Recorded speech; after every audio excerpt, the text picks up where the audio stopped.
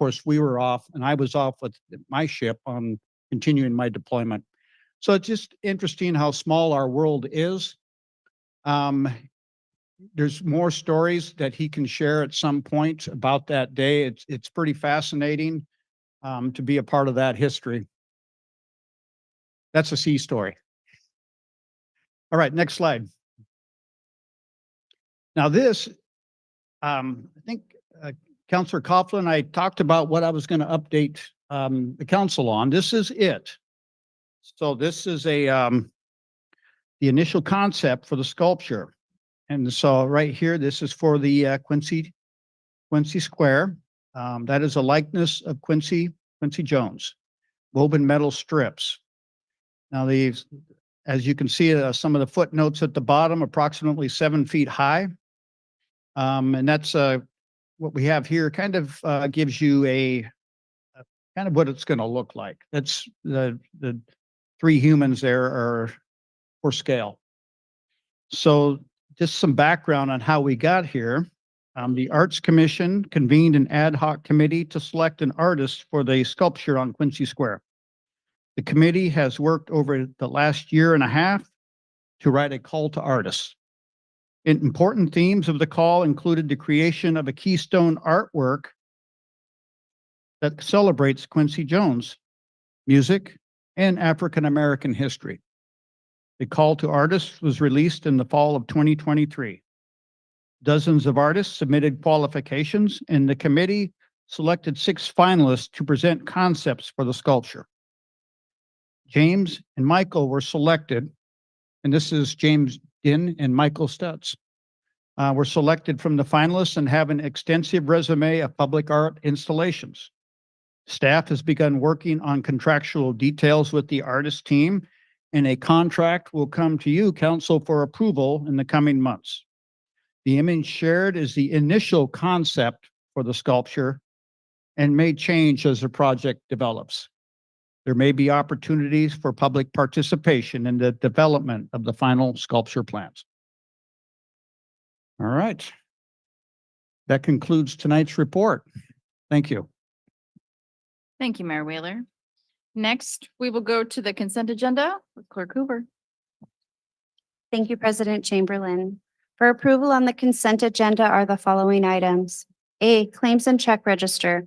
Approval of the following checks and electronic fund transfers. 1, check numbers 406-426 through 406-601 and EFT numbers V40603 through V40700 and the grand total amount of $1,148,664.99. 2, regular payroll for pay period ending March 15th, 2024, in the amount of $1,108,151.07. 3, regular payroll payout for pay period ending March 15th, 2024, in the amount of $20,886.96. 4, retiree payroll for pay period ending March 31st, 2024, in the amount of $34,090.43. B, minutes of meeting March 20th, 2024. C, minutes of study session March 27th, 2024. D, confirm reappointment of Holly James to the Civil Service Commission. E, street lighting conservation grant agreement with Puget Sound Energy for LED retrofit phase 1. F, acceptance of Department of Commerce Local and Community Projects Program Grant and agreement for the Admiral Theater Facility Improvements Project and budget adjustment. G, goods and services agreement with Cummins Inc. for emergency power generation equipment at multiple city water supply sites. And H, 2024 through 2025 City Council goals and priorities. This concludes the reading of the consent agenda. And Clerk Hoover, before I ask for public comment, I don't know, I didn't hear it, but somebody, but one of the counselors thought maybe that the amount for 4A was read wrong. Would you please read that amount just one more time? I apologize. We're just looking in our packet, just in case.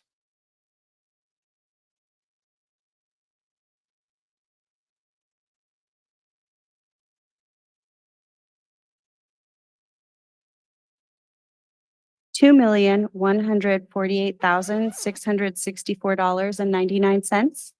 Thank you very much. Just for clarification, just in case. Okay, does any member of the public wish to comment on any one of these items?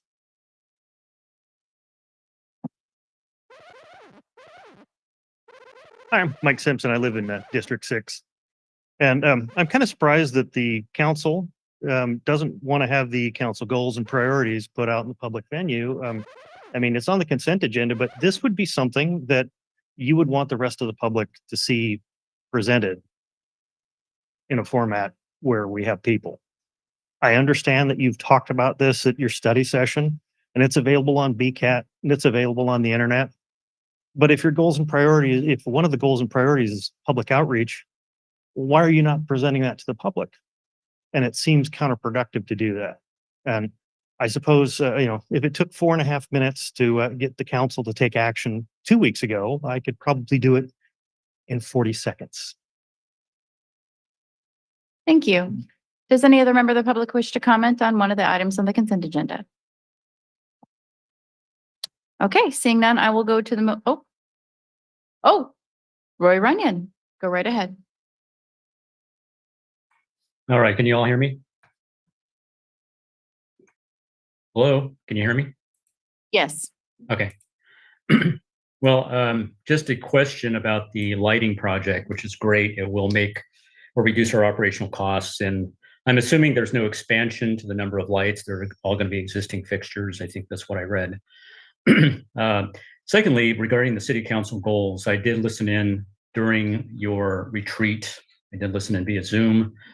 I do agree with Mr. Simpson. This should be a general business item so that you can actually present in detail. This is important. If it is important, it should be something, a separate agenda item, not a consent agenda item. To be specific regarding the city council goals, I was kind of disappointed in regarding the housing, and we have a huge struggle with affordable housing availability.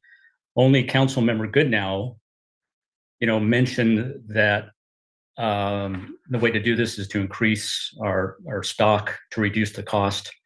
Instead, several council members want to double down on regulation. So I'm concerned about that. That is not going to help us get more affordable housing.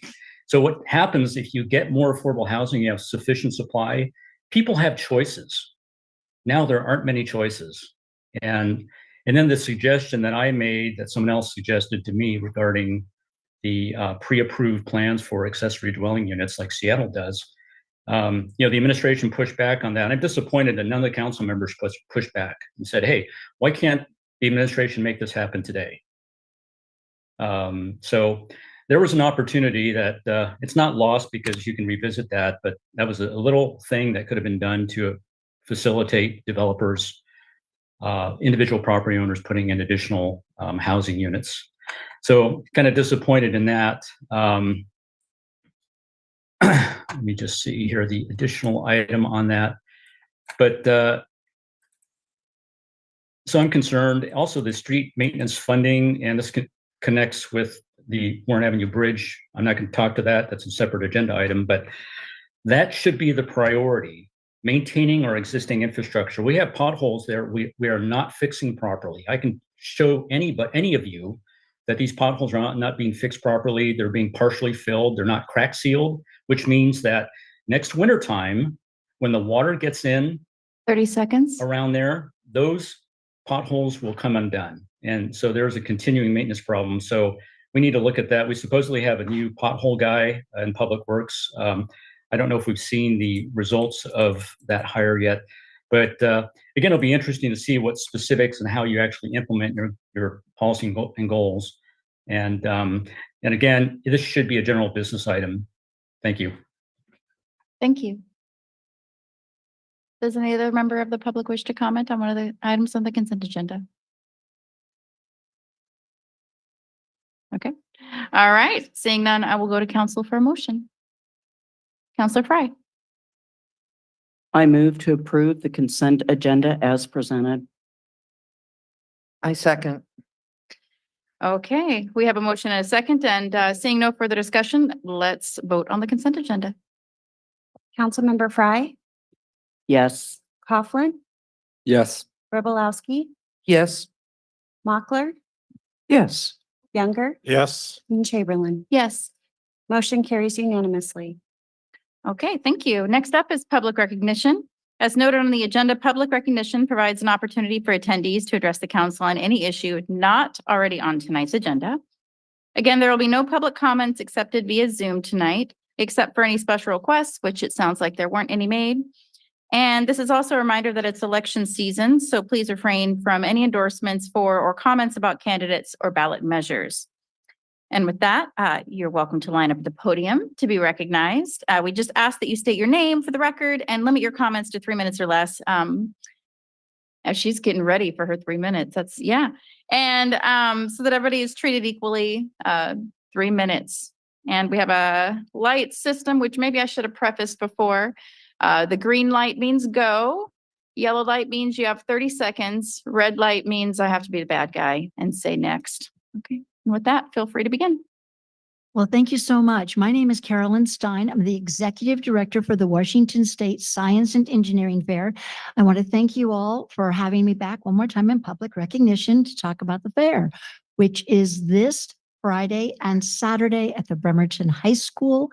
And it starts at 8:30 on Friday morning, and it starts at 7:30 on Saturday. That's for the students to come and register. The rest of us can sleep in a little bit, and you can show up right about 9 or 10 and really enjoy the day.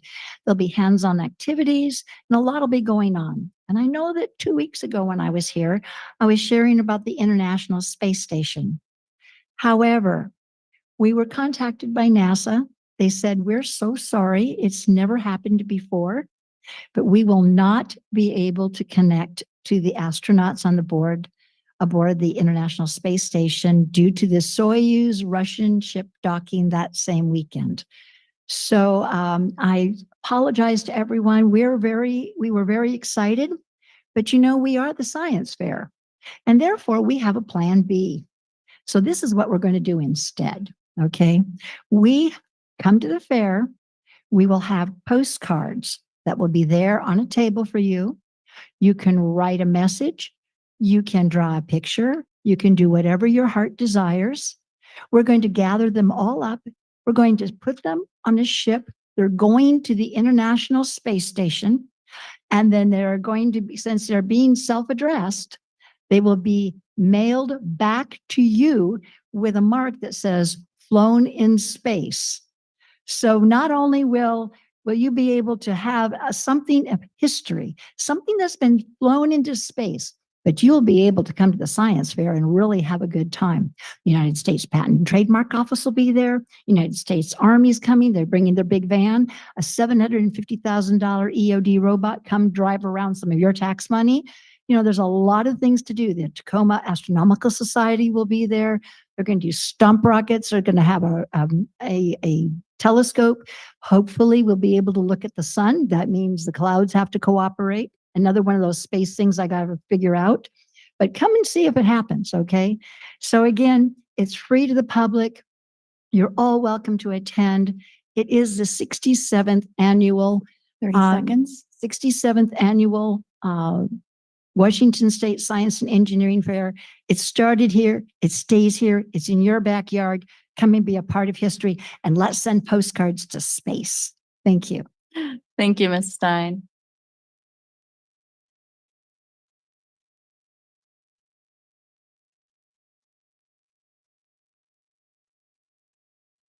Hi, Joe Walter. Again, want to bring the conversation or continue the conversation about Gaza. I appreciate that it went to the study session for a temperature check. And I'm disappointed that we're not all here tonight because I had an issue with one of the council members who suggested that the reason it was being brought to your attention was in some sort of response or reaction to a recent resolution that was passed. It just felt pretty disrespectful to imagine that something of this level of import could be so that we could be petty in our thinking about it. In truth, we had intended to bring this to a request for a resolution much earlier. And when the definition process, the adoption of the definition process went on, it didn't feel appropriate to be bringing both of these issues at the same time. So we stopped. And in the meantime, there was advocacy days in Olympia and other things. At the moment, we are intending to bring you a resolution to consider, but not before we've got some signatures on a petition. Because you are our representatives, we want you to know how people feel. So we'll be able to demonstrate how people feel with a petition. But all of this means work on the part of a lot of volunteers. We had a fundraiser that raised $6,600 for Gaza humanitarian aid. And heartbreakingly, and you may know that there were aid workers who were killed and by the Israeli army, and they have shut down their operations along with other humanitarian aid providers. So we're deciding what to do with those funds. To make a further case for why it is the business of local city councils, it impacts us. The decisions of our federal government do have an impact on what happens locally. You are our voice. You can help to amplify the voice of your constituents with federal legislators, and we're counting on you to do that. Thanks. Thank you.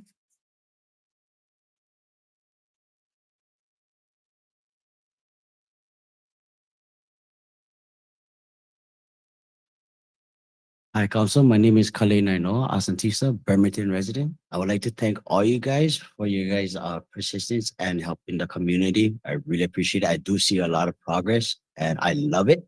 And it makes my outdoor experience even more better, and I really do appreciate it. Keep doing it. Thank you, guys. Thank you.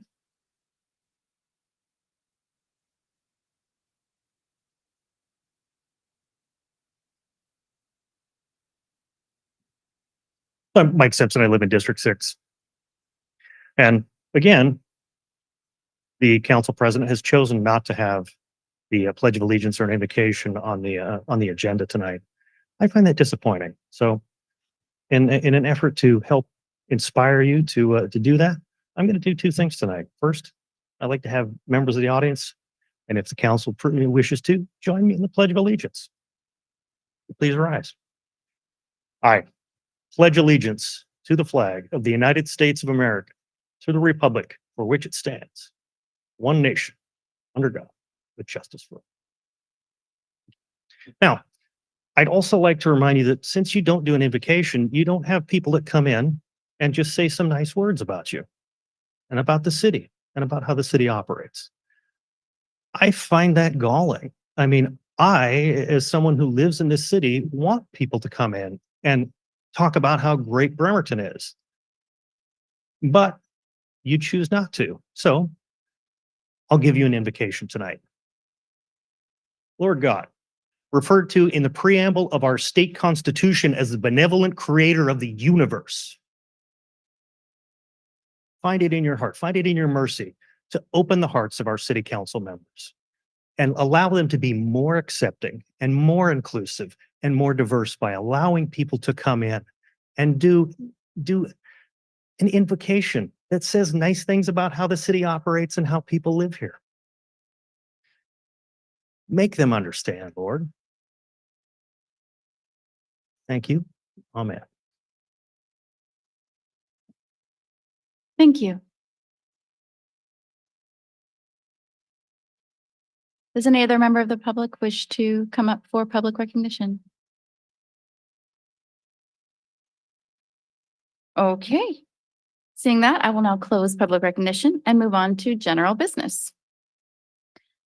Okay, so we have another opportunity for public comment on the Warren Avenue Multimodal Bridge Project. So in the back, Hopefully those of you who are here have noticed there's a packet. It's a lengthy packet, but some of it is information that has already been presented. A lot of it really is. There's a cover letter by me that just basically gives you kind of your assignment for today, if you choose to accept it. Of course, this is public comment. We're not going to restrict what you say and what you aren't going to say, but the ask is to help us come up with a backup plan. And what we need is a formal opportunity for folks to state which alternative that is within budget is the one that they like the least. Now, we're still waiting to hear back. There are conversations and questions being asked at higher levels. And what we're hoping is that we'll have some good news to share with you in a week or two. In the meantime, we need to have a backup plan from the 12x8 alternative, which is over budget. We don't have the $3 million secured. So feel free to, I'm not going to read everything to you. The packet's there. And hopefully you'll let us know which alternative you like the least, alternative 1 or alternative 7, or anything else you'd like to comment on related to the Warren Avenue Multimodal Bridge project. And with that, same thing, please line up, say your name. Light system, green means go, yellow means 30 seconds, and red means stop.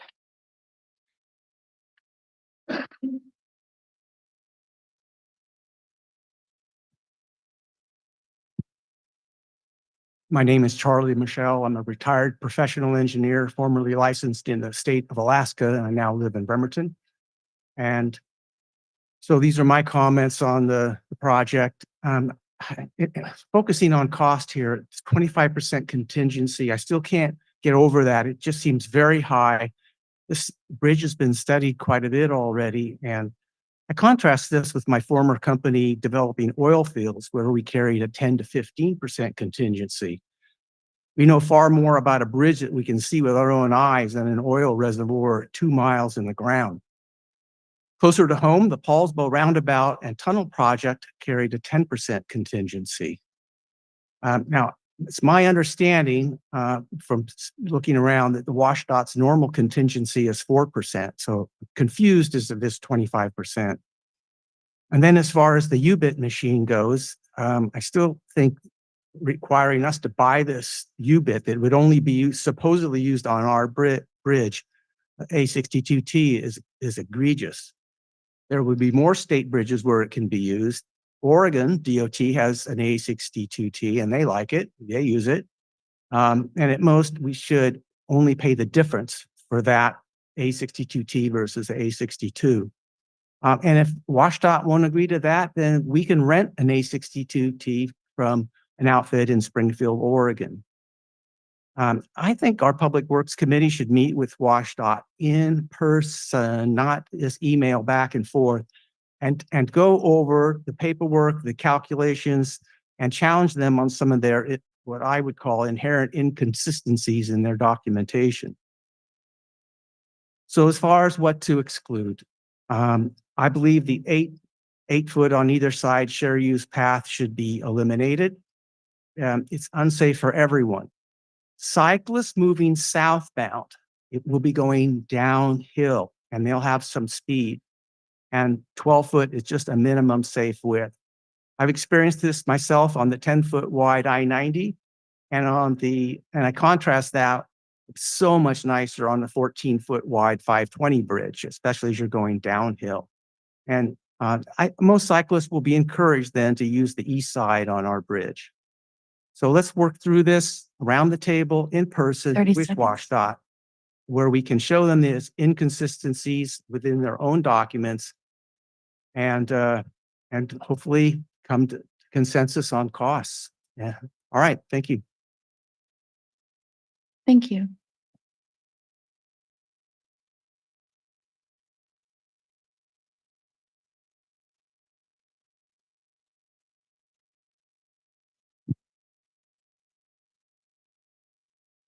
We've got to quit meeting like this. Thank you, President Chamberlain and Council, for the opportunity to speak to you this evening. I'm Diane Iverson, resident of Bremerton and a former member of the Warren Avenue Bridge Stakeholders Advisory Committee since spring of 2021, 3 very long years ago. This week is spring break for many students throughout Washington, including Bremerton School District. Family time takes priority over attending city council meetings. You have asked for community input on the Warren Avenue Bridge design tonight. You've already received an incredible amount of information from the community that can help direct you over the next couple of weeks. Let me take this time to review some of that information that the public has shared with you already. In April of 2023, an online survey was completed by over 400 individuals. Only 16% of those individuals supported 8-foot sidewalks. 70% of the individuals supported 10 feet or greater, and 2/3 of those wanted 12 or 14. The community has already made it clear what they prefer and what they don't want. Research supports the community's decision to want wider paths on the Warren Avenue Bridge. The current WashDOT standard recommended it for bridges is a minimum of 12 feet. I concur with all that standard. So who is most vulnerable when the sidewalk path is 8 feet or less? Is it the cyclist? No. Is it the runner? No. It is our most vulnerable, our children, our elderly, and our disabled.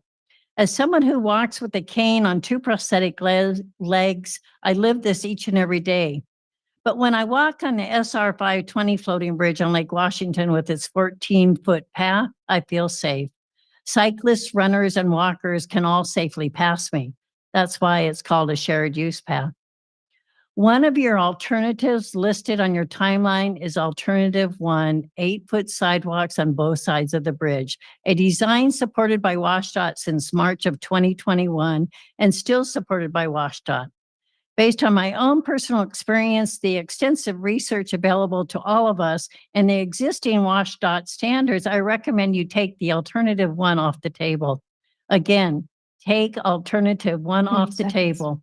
Yes, it is symmetrical, but it is dangerous as well, and symmetry does not and should not override safety. Bremerton deserves better. Thank you. Thank you.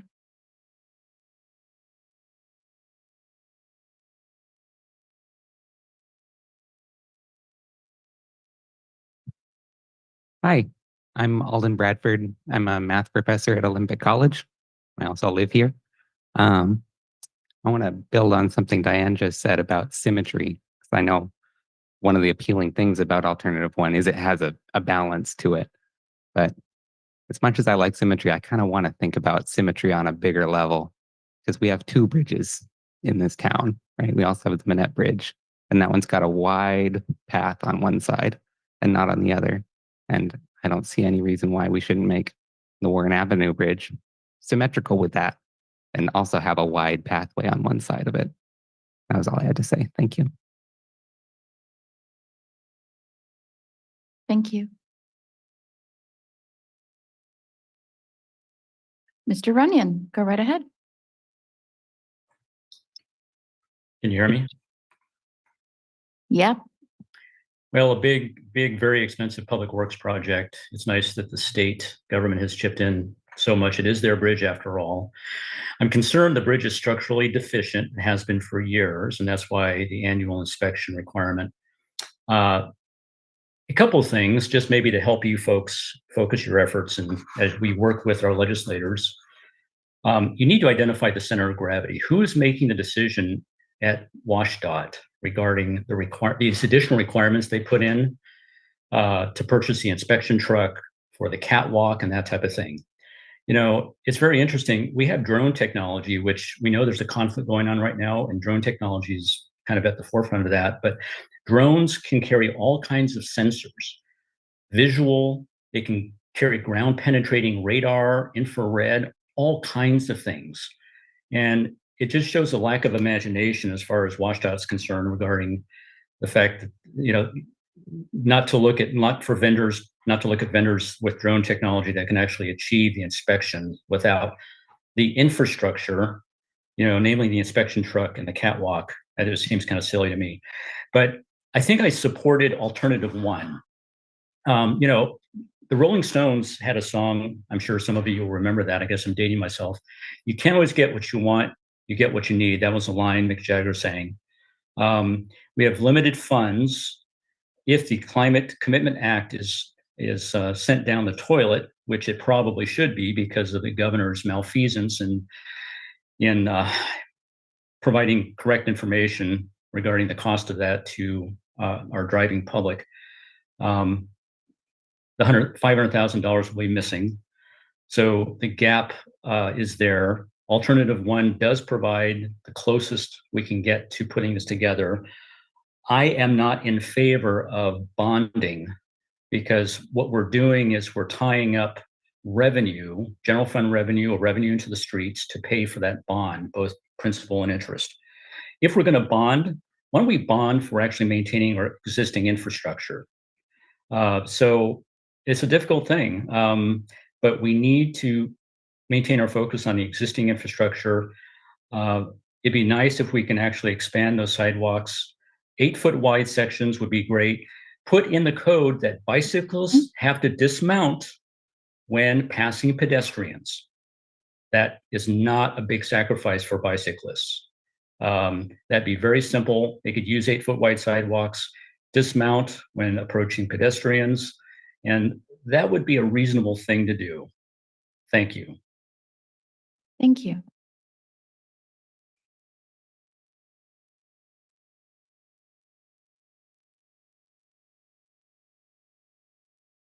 Hi, Council. My name is Kalei Naino, Asantista, Bremerton resident. And I hear the public's choices, and I believe you guys will make the right decision because it's beautiful out there. I mean, you guys know, and you guys all love it. So I know you guys are going to make the right decision. It's beautiful. Thank you.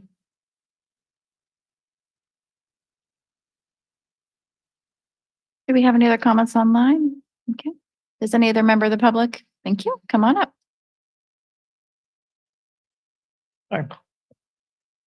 I'm Mike Simpson. I live in District 6. You might know me by now. We've talked about this bridge extensively. It's not a new issue. The bridge has been here for, oh gee, I don't know,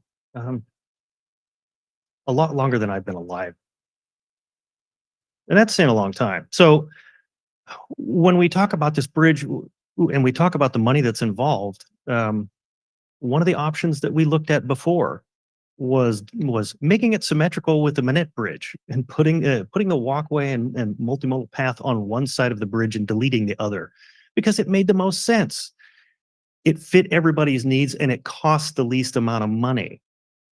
And it didn't require us to expand both sides of the bridge. So why did we get away from this cost-effective, common sense approach to taking care of our infrastructure and go to this amalgamation of, for lack of a better word, Bolshevik? And that's a word. You can look it up. And some of you who are familiar with Marxist principles know exactly what Bolshevik is. Thanks. Thank you.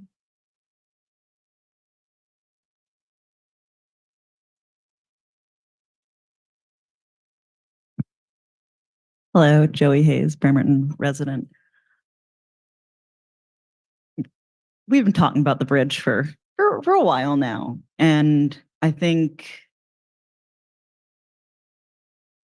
so. We make the comparison to the Manette Bridge, but in terms of having a path only on one side, the Warren Avenue Bridge is not the Manette Bridge. It's in a very different place with a lot more traffic. There's not some place that you can easily cross right at the beginning and the end. So having a path just on one side might cause people to cross against traffic. We know that they could go to the crosswalk, but we also know that people don't. That being said, at least one side has to be wide. The option at least has to be provided. People dismounting from their bicycles Sure, they could. But that means we're squeezing past each other, which, as it was said already, puts vulnerable people at risk. And if somebody needs to dismount from a bicycle, how's a stroller getting past? How's a double stroller getting past? How is somebody with a stroller passing somebody in a wheelchair? Are we having to like squeeze past that? That needs to not happen. And that being said, I think symmetry is the least of our concerns. I've never really thought that aesthetics mattered more than practicality and safety. And I think the only reason for them being symmetrical is aesthetics. That option one, keeping the 8-foot paths, that should be thrown away, because we're doing this now and we have the opportunity to make this ADA accessible, which it currently is not. And we should, because it's the right thing to do. Thank you. Thank you.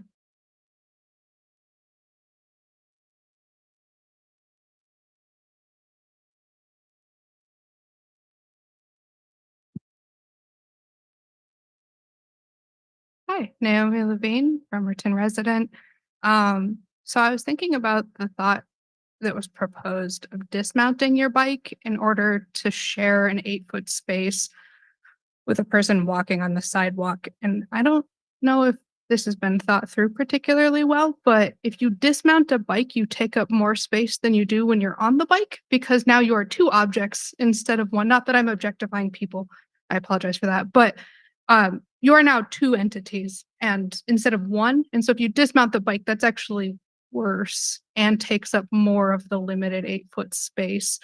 So it kind of seems like maybe option one definitely is the worst. And also suggesting that cyclists should dismount in order to make more space in a limited amount of space physically makes no space. And it's nonsense. It doesn't make any sense. You don't take up less space by getting off your bike. You take up more space by getting off your bike. That's all. Thank you.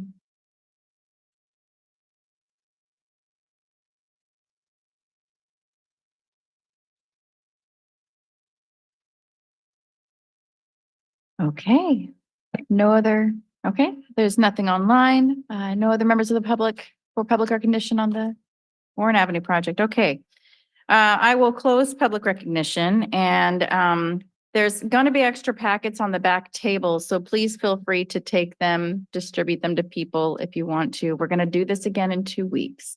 And also tune into our study session because we're going to process your feedback. There's other written feedback we'll be processing as well. And we appreciate the continued feedback that we're receiving, in addition to the years of feedback that we've been receiving on this item. Okay, I'm sorry, Madam President, this is Judge Flood. I just had a question. I couldn't get to the button to raise my hand, but on this subject, if it's possible to ask a question. Well, now it's not. I've just closed public recognition. Judge Flood, could you, we won't be able to answer questions, but I'm going to go ahead and open it back up so you can make a comment. Okay. So just in consideration for the bridge, and maybe this is something that can happen with discussions for the next time, is if the city is receiving state and federal funds, what are the requirements that we have as a city to receive those funds for the functioning of the bridge? Yeah, I definitely encourage you to reach out to our Public Works Director, Tom Nucky, to get clarifying information on the funds that we have received.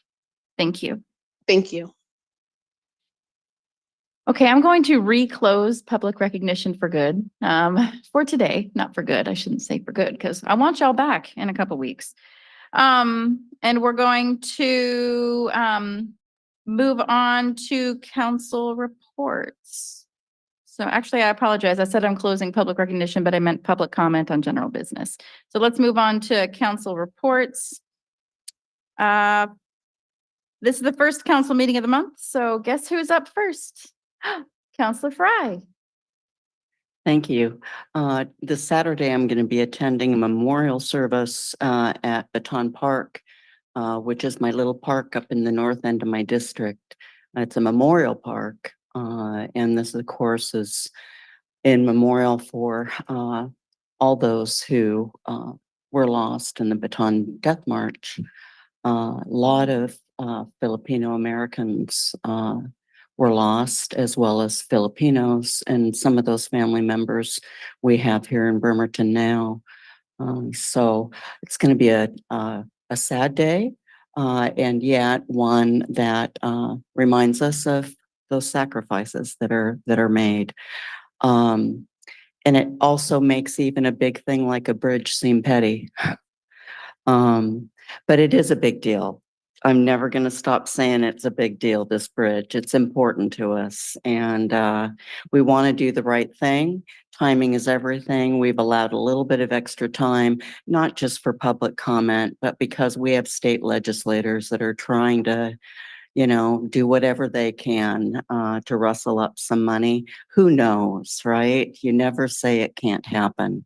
Dreams can come true. So we have wrestled the subject. I really want, I want to thank Jeff Coughlin for the work that he's put in. There's a frequently asked questions, a 3-pager, I think, at the back of the packet.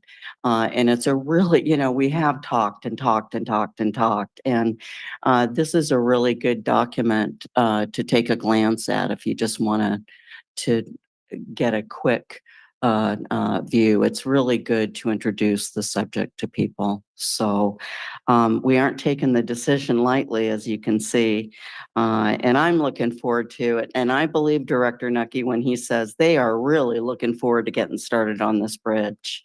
It's an exciting thing for Bremerton. It's not going to be fun while it's happening, but once it's completed, I'm really looking forward to walking across it for the first time. So, hopefully on a 12-foot side. Oops. Thanks. Thank you. All right. District 3, Jeff Coughlin. Thank you, Council President. No slides or nothing prepared today, but there's a lot of great public comments. So I figure I'll just spend a few minutes responding to it. Starting with the mayor, I want to echo the kudos to John Vizina. He's been a fantastic partner on WashDOT. When you said not only handling annoying people like me in government, but especially the public. So big kudos there, and to Representative Greg Nance for really taking the lead on the ferries in this legislative session and keeping them foremost in front of the state. Great news on the Quincy Square sculpture. That looks really exciting. So excited for that project. And I know there's other folks working hard on all the other design elements with historic signage and murals, and so we're really excited to see all that go through. Question on the lighting contract, and I believe the short answer is right, no new lighting, but I was impressed at how much the cost has come down. So kudos to Public Works on working with PSC and that lighting and making it cheaper and faster, like coming in like 10 years earlier. So that is fantastic. On the pre-approval plans for ADUs, I was present at the Kitsap Regional Coordinating Council, which is discussing this. And there is movement on the regional level to try and get coordinated plans across multiple jurisdictions, which would be fantastic. Then developers who work across the whole peninsula don't have to go city by city. They can know that there's pre-approved plans across the peninsula. So if that works out, great.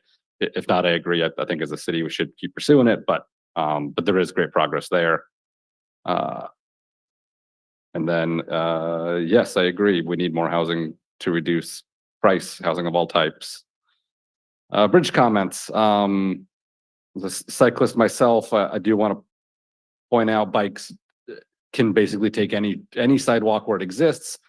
Yes, they yield to pedestrians in the same way cars yield to cyclists and bicyclists and or to pedestrians as well. The Judge Fledge comments, there's no federal funds being received for the bridge at present, so it's just state money.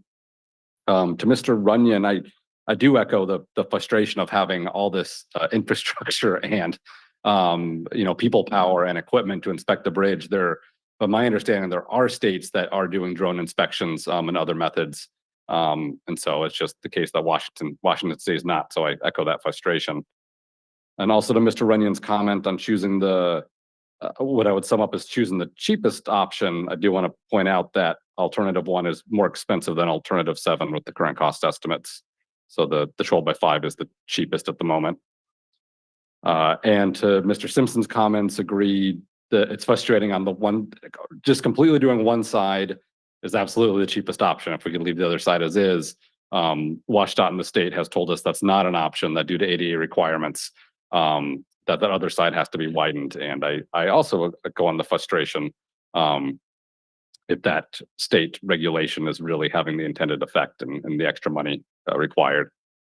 And to Ms. Hayes' comments about crossing, I do want to mention connectors have been in the scope of this project, or at least were initially. With the amount of money we got from the state, unfortunately, the money was not there to do the full designs and the connectors. The hope is that there's any money left over, we can continue connectors, and that we'll be applying as a city to future funding opportunities to get those connectors funded. So the connectors are still very much on the table.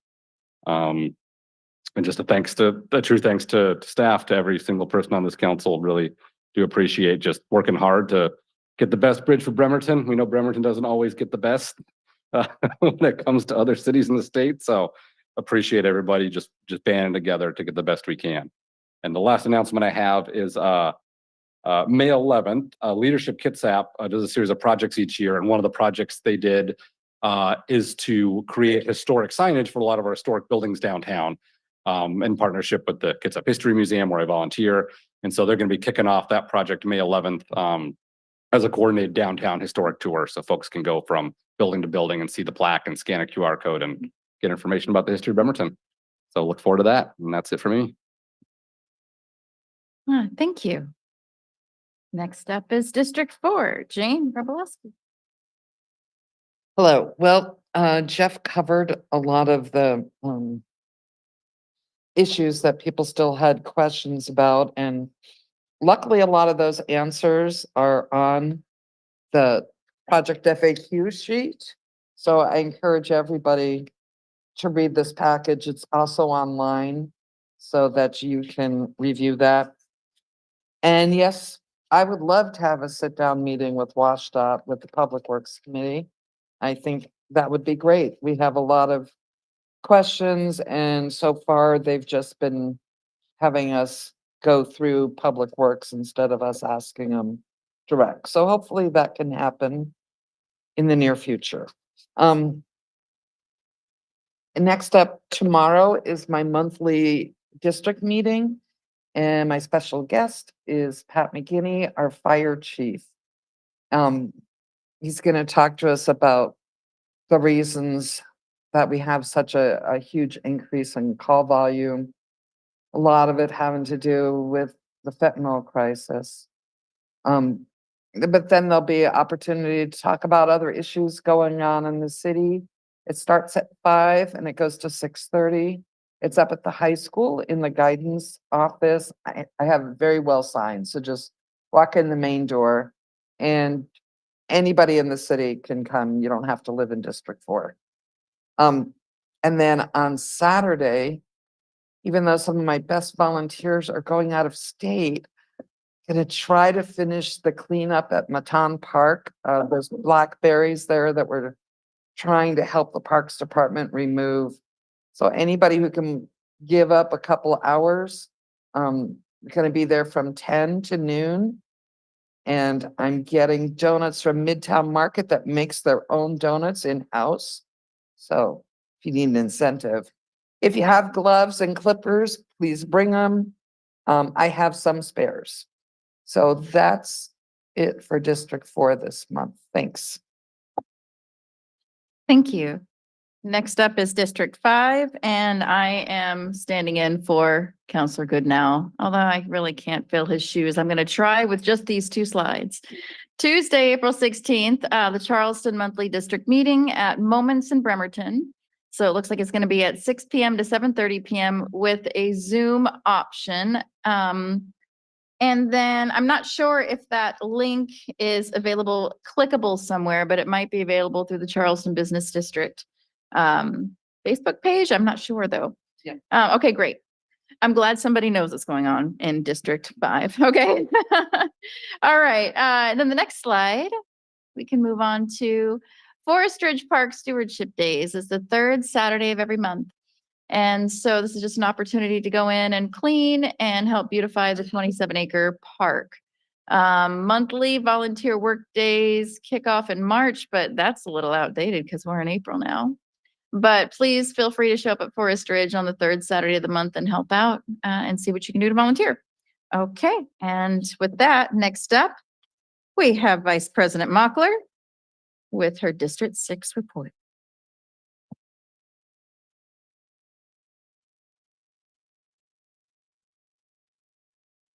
Microphone would be handy. Thanks. Next slide, please. So spring has come to Lulu Haddon Park.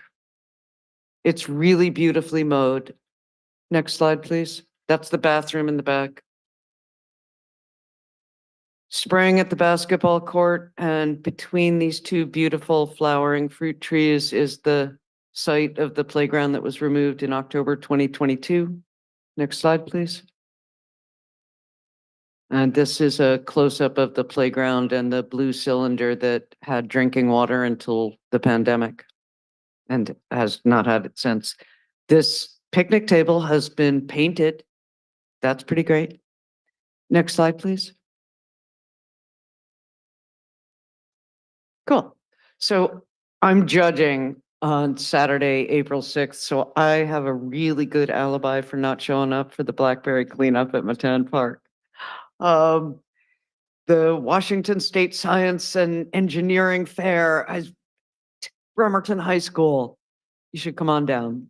I'm sorry that we are not going to talk to the International Space Station, but really, I personally have never had a postcard from outer space, and I'm pretty psyched for it. Next slide, please. This will be me. So, other things will be happening. But this is the grades 9 through 12 on Saturday and younger grades after that. Next slide, please. Are there more slides? So at this coming town hall on April 8th, Joe Crane of St. Vincent de Paul is going to talk about the plans for at least 110 units of permanent supportive housing for women and women with children at the old St. Vincent de Paul site from 13th and Wyckoff to Callow and really all the way to the alley between Wyckoff and Cambrian. He's going to be taking questions, so I recommend that you come. Next slide. I think that's the end of the slides. Thanks.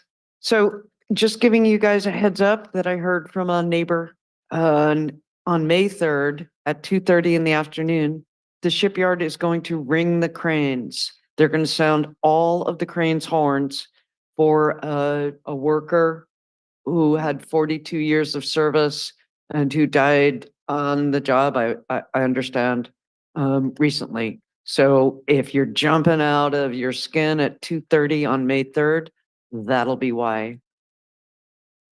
I'd just really like to give a shout out to Melinda Monroe, contracts specialist with the city of Bremerton, for her seriously untiring work in furthering a creative and humane solution for the homeless population of Bremerton, and for her explanation to all of us of the advantage of having Common Street do the work that it is doing.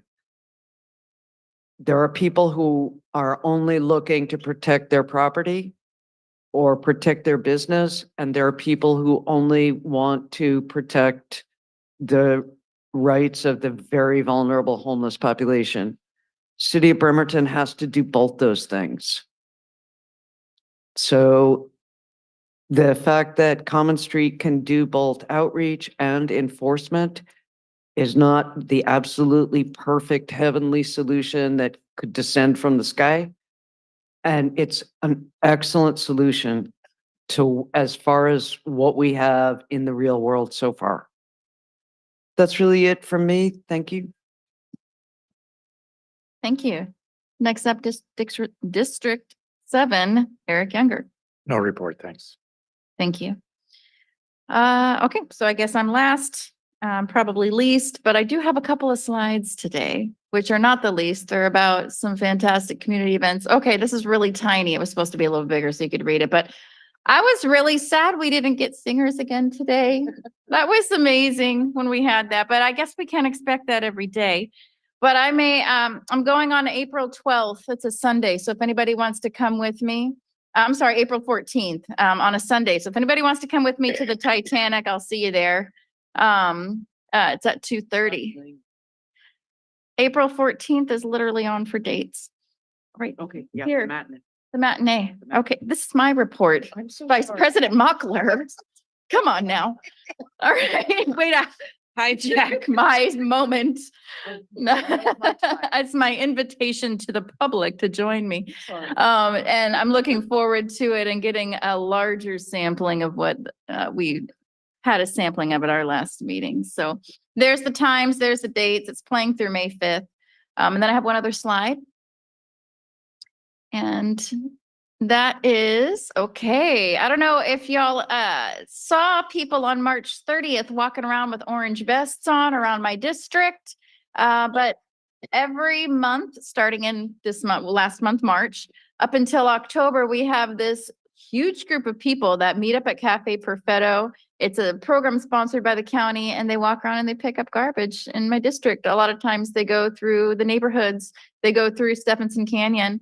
And they are like a powerhouse because they just spread and conquer. And I was excited to see them out and sad that my last Saturday off for the foreseeable future, that I didn't know that I didn't have this on my radar.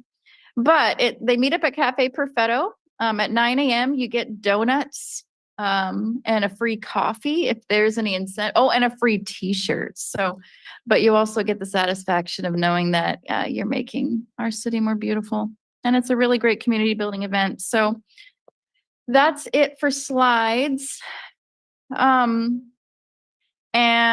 you know, it is just so common for folks who are atheists to also be called communists. This is just like not a new thing. And I think I might be a little sensitive to it because while I absolutely have some socialist values, I am a big proponent of democracy. And I hope that that's very apparent here.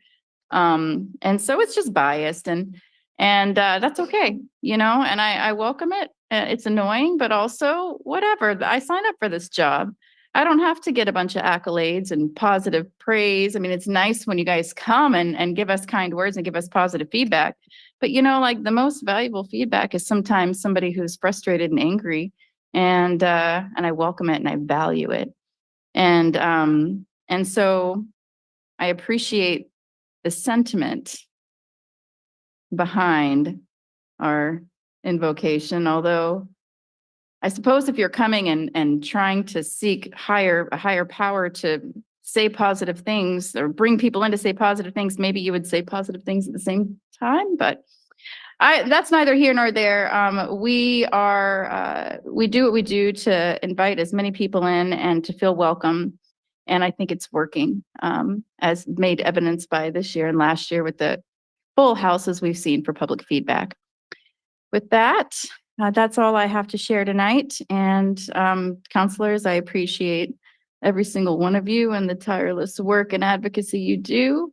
And I look forward to seeing you next time. Okay, have a great rest of your day. I'm adjourning this meeting.